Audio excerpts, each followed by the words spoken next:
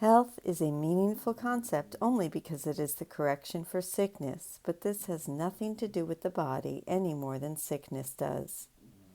Sickness is simply the mind's choice for the ego, as health is the choice for the Holy Spirit. Yet because the mind projects its choice of one of two voices, our physical selves experience this projected choice as between sickness and health, exactly the same as the choice for attack or forgiveness. Both are illusory, since in the non-dualistic reality of heaven, the state of perfect oneness makes choosing impossible.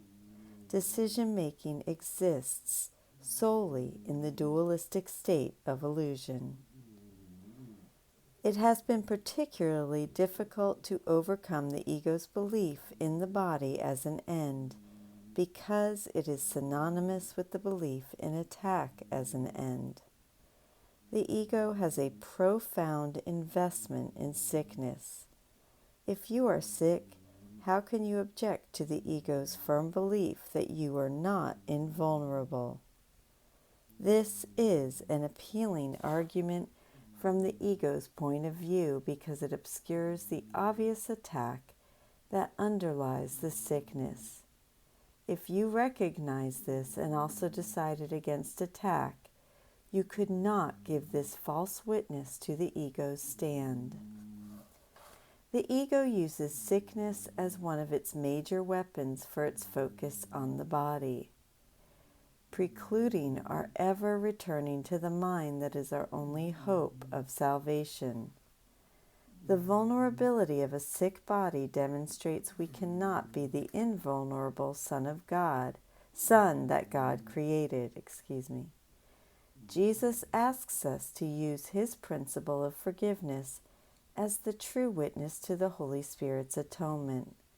Our invulnerability as mind shows us not to take personally another's attack on our body, physically or psychologically. Such witness is anathema to the ego, which is why it always seeks to convince us that our salvation lies in attack on ourselves, sickness, or others' judgment. Of such attack is the ego's kingdom on earth.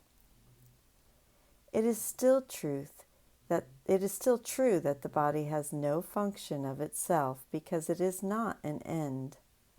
The ego, however, establishes it as an end because as such its true function is obscured.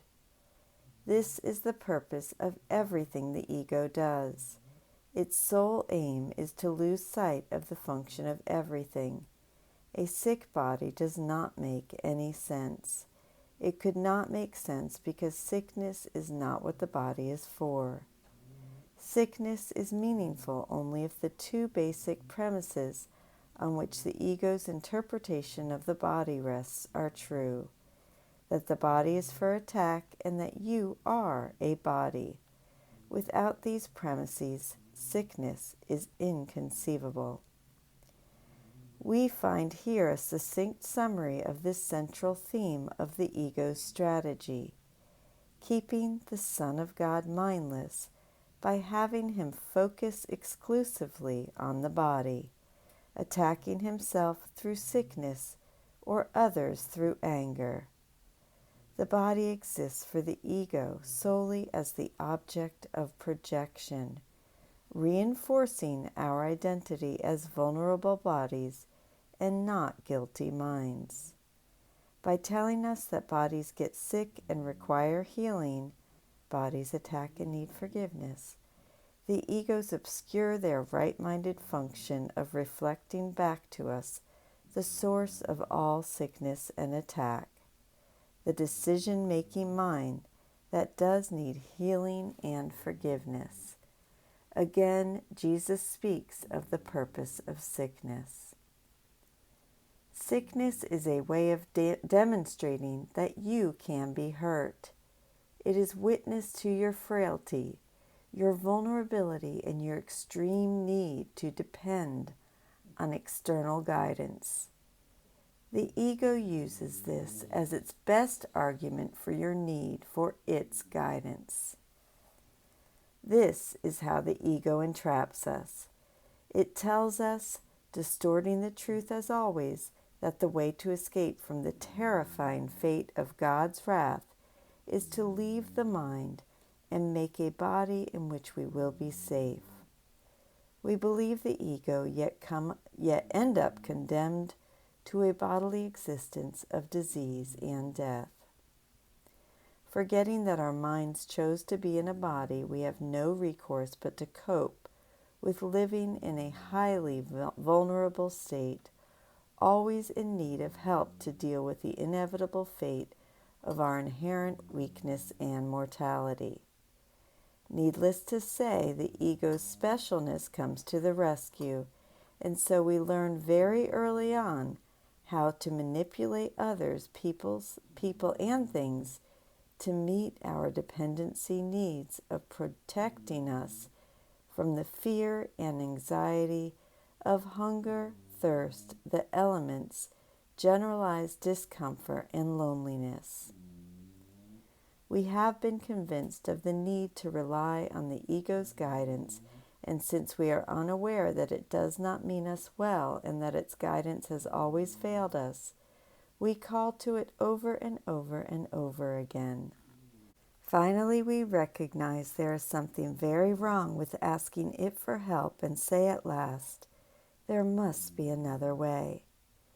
To forestall this, the ego's ace in the hole is denial. We simply forget what we have done. With no memory of having chosen the body by listening to the ego, a poor choice to say the very least, the concept of decision has become meaningless to us. We remain wedded to the ego, our only friend, and have no recourse but to continue to go to it for help in solving the problem of the body.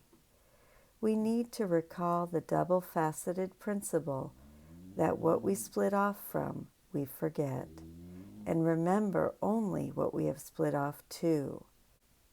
This recollection would enable us to reverse the ego's dynamic of amnesia, and selective awareness. Forget what we remembered and remember only what we forgot.